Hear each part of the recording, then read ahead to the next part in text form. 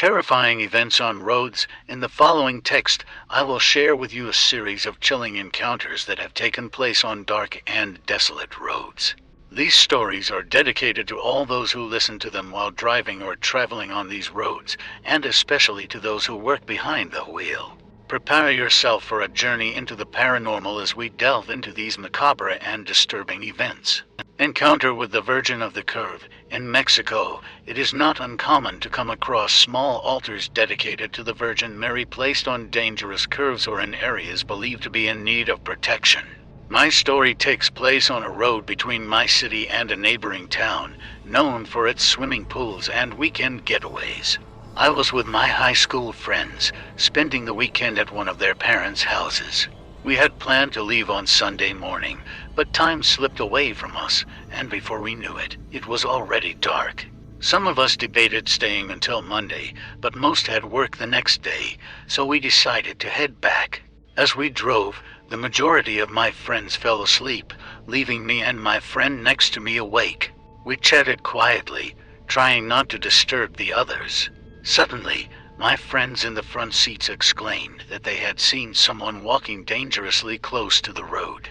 They slowed down to pass by cautiously, and without lifting my head from the window, I saw what had caught their attention. A woman dressed as the Virgin Mary was walking in the darkness of the night, in an area completely devoid of any other signs of life. Instead of being frightened, my friends found the situation amusing, jokingly wondering if they had just witnessed something paranormal. One of them even said, "Imagine if the Virgin's altar is empty when we pass by the curve." They both laughed.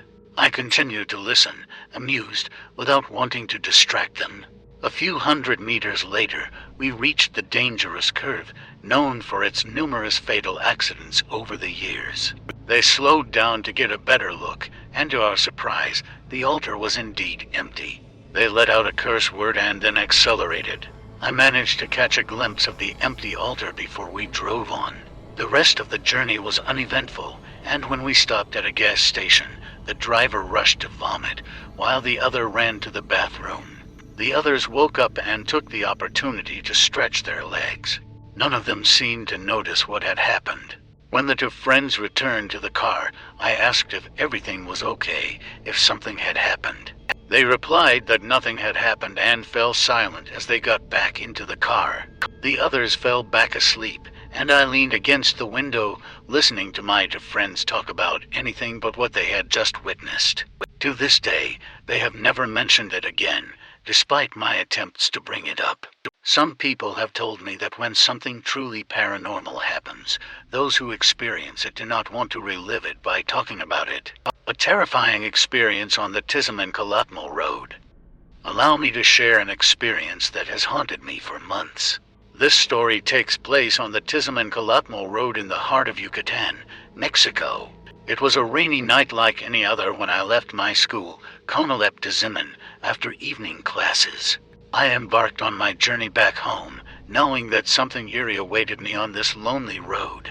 I had a friend with me, and we stopped at a taco stand to have dinner. As we enjoyed our meal, the rain poured down, but it was what awaited us on the desolate road that sent shivers down my spine. As we continued our journey, I noticed something unusual. There were no lights from other cars, not even the distant headlights of a truck. It felt as if we were completely alone in the darkness. As we drove, the cold began to seep in, and the rain intensified, as if the weather itself was trying to warn us of something. And then I saw her, a young woman with a haunting appearance, standing by the side of the road near a pasture where cattle grazed. She beckoned for us to stop, and despite the knot in my stomach, I decided to approach her. When I got within 10 meters of her, she vanished. I searched the surrounding area, but there was no trace of her. I felt a strange presence in that place and quickly returned to my motorcycle to escape. However, the bike refused to start. I desperately tried to start it again and again, but it wouldn't budge. The rain poured down harder, and the road lights went out, plunging me into total darkness. Then I heard inhuman sounds, invisible footsteps, and whispers filled the air. I felt the presence of something evil nearby, paralyzing me with fear as the whispers turned into sinister laughter. Shadows seemed to approach from the darkness. It is difficult to explain the overwhelming despair I felt in that moment, as if all hope was lost. Suddenly, a ray of light broke through the darkness. The headlights of a car approached, and miraculously, my motorcycle started without any issues. I made a hasty escape, ignoring the face that peered at me from the shadows.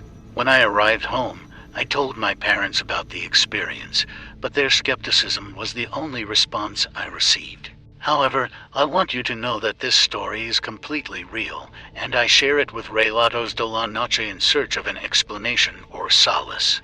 Perhaps someone else has experienced something similar on that road. A terrifying night on the Monclova-Acuna road. I hesitated to share my story because I feel it may not be as frightening as others you have heard. It is also quite short, but it is a strange tale filled with uncanny coincidences that I feel compelled to share. I am from the municipality of Monclova, Coahuila, a not-so-large city in northern Mexico. This happened about a year ago during the September festivities, a time of celebration for Mexican independence. I was working at a chicken processing plant, a job that didn't pay much, and my wife was pregnant. That's why I agreed to switch to a different position that required me to travel to other municipalities in Coahuila.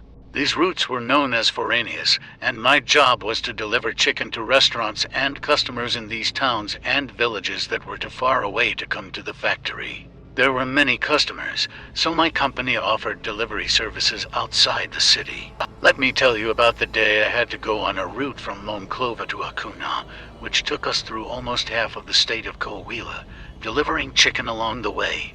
The downside of this job was that we started at 8 in the morning and didn't return until we finished the route, which was usually around 9 at night, sometimes even later. On this particular day, we were running late, and it was already getting dark as we began our journey back from Acuna to Monclova, a 4 to 5 hour drive. I have always been a fan of horror, whether it be movies, legends, or stories about the paranormal. Usually, I would listen to these stories with my headphones on while working, but that day, I had forgotten them. I asked my new colleague if we could play some stories on the car stereo, and he agreed, as it helped us stay awake and alert. We listened to tales of witchcraft, apparitions, and other supernatural encounters, completely engrossed in the stories. Little did we know that our journey was about to take a terrifying turn. As we drove, completely absorbed in the stories, we failed to notice that we were running out of fuel. Luckily, we were near a town called Allende, and we decided to stop and refuel the car. We also took the opportunity to buy some coffee, as we were only halfway through our journey, and sleep was not yet an option. As fate would have it, the story that began playing was about witchcraft and how something would appear to those who didn't believe in it. We stopped at the gas station, and as we filled up the car, I noticed a woman standing by the side of the road. She was wearing a black dress with ruffles that fluttered in the wind. I didn't pay much attention to her, as it was already close to midnight, and the gas station was on the outskirts of town. I was busy searching for another story to play when my colleague got into the car, agitated, and urged me to start driving. He insisted that I step on the gas, but I asked him why. He seemed annoyed and repeated his request, so I complied, sensing that something was terribly wrong. As we left the town, my colleague began to calm down. He asked if I had seen the woman near the gas station, by the side of the road. I told him that I had seen her, but I hadn't paid much attention.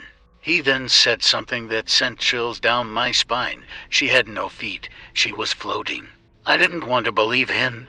Suddenly, we heard laughter coming from behind us, as if someone was in the back of the truck.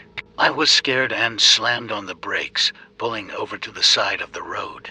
I told my colleague that no matter how scared we were, we had to check if someone had gotten into the truck at the gas station.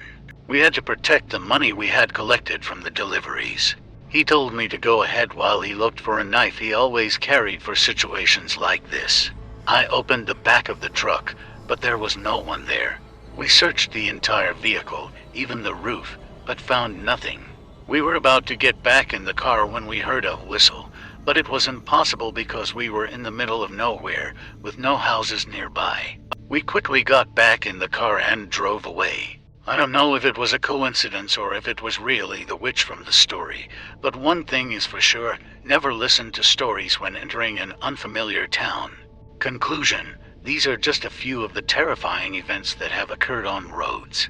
Whether encountering a mysterious Virgin Mary, experiencing a paranormal presence on a rainy night, or encountering a floating woman near a gas station, these stories serve as a reminder of the eerie and unexplained phenomena that can occur on the open road.